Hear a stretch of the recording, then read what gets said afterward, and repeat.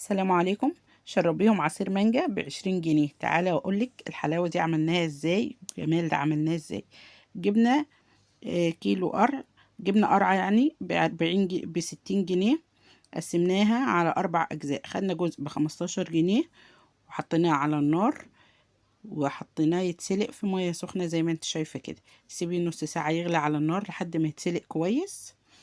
عايزة تضيفي عليه كوباية سكر وهو بيتسلق على النار ماشي، مش عايزة بعد ما يتسلق هتجيبي في الخلاط تضيفي القرع اللي اتسلق وتحطي عليه باكو عصير أجين بطعم المانجا، وتضيفي عليه مية ساقعة وتضربيه كويس في الخلاط، بس ما تحطيلهوش مية كتير. تمام اهو. بعد ما ضربناه في الخلاط زي ما انت شايفة كده، شكله شبه قوي عصير المانجا وريحته وطعمه. تمام.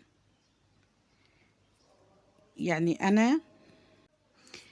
انا القرع شفت منه اكلات كتير بيتعمل في الاكلات، لكن اول مرة اجربه كعصير.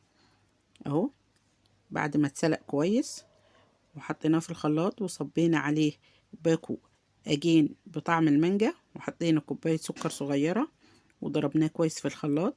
ده شكله وده قوامه، وبألف هنا وشفا على قلبكم. لو مكملين معايا في الفيديو لحد هنا ما تنسوش الاشتراك في قناتي بنت العمدة أم يوسف، ولايك حلو منكم للفيديو وتعليق جميل.